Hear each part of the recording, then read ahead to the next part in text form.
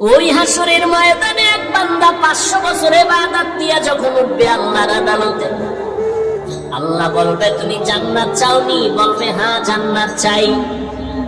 আমার দয়ায় চাও নাকি? কয় না, আপনার দয়া কেন, আমি 500 বছর ইবাদত করেছি। আল্লাহ বলবে একটু দাঁড়াও। বান্দা যখন দাঁড়াবে, সূর্যের গরম এত বেশি পাওয়ার দিবে, বান্দার কলিজা শুকায় যাবে, পানির জন্য ছটফট করবে, বলবে একটু পানি দাও। আল্লাহ একজন ফেরেশতাকে বলবে, ফেরেশতা ওই বান্দার কিনারা এক গ্লাস পানি নিয়ে দাঁড়াও। ফেরেশতা পানি নিয়ে দাঁড়াবে এক গ্লাস। ওই 500 বছরের আবেদ বলবে পানি দাও। বলে এমনি পানি দিব না, কি চাও? বলে মাকবুল 500 বছরের ইবাদত চাই, এক গ্লাস পানির দাম। আবে চিন্তা করবে, আমার জান বাঁচান দরকার, মরে যাই, পানি দাও, ইবাদত করে 500 বছরেরটা দিয়া দিলাম। এক গ্লাস পানি পান করিয়াও বান্দার পানির পিপাসা মিটবে না, এখন আরো পানি চাইবে, কিন্তু দেওয়ার মতো ইবাদত তো নাই। এইবার আল্লাহ দিয়ে বান্দা নজর করে বলবে, ও দয়ার মালিক, দয়া করে আপনি আমাকে মাফ করে দেন, আমার ইবাদত দিয়ে আমি জান্নাতে যাওয়ার কোনো উপায় নাই। নবী বলেন আল্লাহ পাকের রহমত ছাড়া কেউ জান্নাতে যেতে পারবে না। নবী আম্মা জান আয়েশা বলেন, নবী আপনার কি হবে? কয় আমিও আল্লাহ পাকের রহমত ছাড়া জান্নাতের দরজায় যেতে পারবো না। আল্লাহর নবী চোখের পানি ছেড়ে বলেন, আয়েশা ওই লোকটা এমন কাঁদাই যে কাঁদবে, ওই লোকটা বলবে আল্লাহ তোমার দয়া ছাড়া উপায় নাই। কারণ এক গ্লাস পানির দাম যদি 500 বছরের ইবাদত হয়, জীবনে কত পানি পান করেছি। খানা খাইতে আমার পানি লাগতো 1 গ্লাস, আমি 5 গ্লাস পানি অপচয় করেছি। মসজিদে নামাজের কাতারে ঢুকতে গিয়া ওযুখানায় বসে কত পানি অপচয় করলাম। ও আল্লাহর বান্দারা, তোমার আমার হাতটা ধুইতে অল্প পানি, কত পানি অপচয় করলাম। কিয়ামতের ময়দানে কড়াই ঘন্টায় আল্লাহর দরবারে হিসাব দেওয়া লাগবে, পালাবার কোনো উপায় নাই।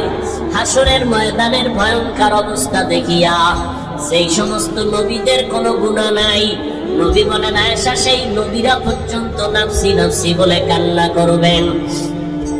আদম নবী কাঁদবেন, আমাকে বাঁচাও, উম্মতের কথা ভুলিয়ে যাবেন। মুসা নবী কাঁদবেন, আল্লাহ আমাকে বাঁচাও। ইব্রাহিম নবী কাঁদবেন, আল্লাহ আমাকে বাঁচাও। এইভাবে সব নবীদের কান্নার আওয়াজ। আম্মা জান আয়েশা বলে, নবী তখন আপনি কি করবেন? আপনি তো দুজাহানের সরদার। মায়ার নবী বলেন, আয়েশা ওই দিন আমি আমার উম্মতের জন্য পাগলের মতো হয়ে মাকামে মাহমুদে সিজদায় পড়ে কাঁদবো। আমি একবারও বলবো না আল্লাহ আমাকে বাঁচাও, আমার আওয়াজ হবে আল্লাহ আমার উম্মতের বাঁচাও।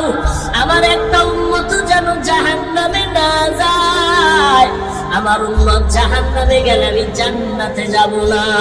আল্লাহ বলবেন, নবী আপনি কাঁদবেন না, মাথা উঁচু করেন, আমি আপনাকে খুশি না করিয়া ছাড়ব না। আল্লাহর নবীকে খুশি করার জন্য আল্লাহ বলবে, ও ফেরেশতা জাহান্নামটাকে ফিরাও, কারণ জাহান্নাম যদি সামনে আসে আমি আর বিচার করতে পারবো না। 70,000 শিকল লাগাইয়া জাহান্নামের গলায় বেঁধে দিবে ফেরেশতা। এক একটা শিকলের গোড়ায় 70,000 ফেরেশতা পেছনে টানবে, তারপরও জাহান্নামকে ধরে রাখতে পারবে না। এমন ভয়ঙ্কর অবস্থা হবে হাসরের মাঠ। এরে নবীর উম্মতের দল, আল্লাহর নবীর সাহাবী আবু বকর সিদ্দিক রাদিয়াল্লাহু আনহু বলেন, পয়গম্বর হাসরের ময়দানের ওই ভয়ঙ্কর অবস্থায় ভাই ভাইয়ের থেকে আলাদা হয়ে যাবে, মা সন্তান থেকে আলাদা হয়ে যাবে, বন্ধু বন্ধুর থেকে আলাদা হয়ে যাবে। হাসরের ময়দানে বন্ধু থেকে বন্ধু ভাগিয়া যাওয়ার ক্ষেত্রে আমার আল্লাহ ভাইয়ের কথা বললেন আগে, তারপরে বললেন মা বাবা বন্ধুদের কথা। ভাইয়ের কথাটা আগে বললেন কেন? অথচ দুনিয়াতে দেখি আমার মায়ের থেকে আমার আপন কেউ নাই, আমার বাবার থেকে আপন কেউ নাই। কিন্তু কিয়ামতের দিন ইয়াউমা ইয়াফিরুল মারউ মিন আখিহি ওয়া উম্মিহি ওয়া আবিহি, আগে কেন ভাই ভেঙে যাবে? ভাইয়ের কথা আগে কেন বলছেন? কারণ দুনিয়া তো মাঝে মাঝে দেখা যায় মুসা নবীরে যখন আল্লাহ বললেন যাও ফেরাউনের কাছে দাওয়াত দিতে যাও, মুসা নবী আল্লাহর কাছে দোয়া করলেন, ও দয়ার মালিক, ফেরাউন বেঈমানের শক্তির অভাব নাই, আমি একা কেমনে যাব? আবার একটু শক্তি বাড়ায় দাও। তোমার কুদরতের শক্তি তো আছে, তবে দুনিয়ার লাইনে একটু শক্তি দাও। বলে কি শক্তি? ভাই আমার ভাই হারুনের আমার সাথে দিয়া দাও, কারণ আমার ভাই যদি আমার সাথে দাঁড়াইয়া যায়, ওরে দুই ভাই যদি এক জায়গায় দাঁড়াই সাহস বেড়ে যাবে, শত দুশমন আমাদের সামনে দাঁড়াইতে ভয় পাবে। দুনিয়াতে ভাই বড় আদরের, বড় মহব্বতের। ইউসুফ আলাইহিস সালামকে যখন 10 ভাই মিলিয়া বুদ্ধি দিয়া খেলার নাম দিয়া নিয়ে গেল, যখন বাবা তাকায় আছে, বাবাই তো বুঝতে পারলো ইউসুফের তো খেলার নাম দিয়া হত্যা করার জন্য, মুসিবতে ফেলানোর জন্য নিয়ে যায়। ইউসুফ নবীকে যখন নেওয়া হয়, যখন বাবা ইয়াকুব নবীর চোখের আড়াল হয়ে গেল, কিছু দূর যাওয়ার পরে সামনে জঙ্গল আর পাহাড়।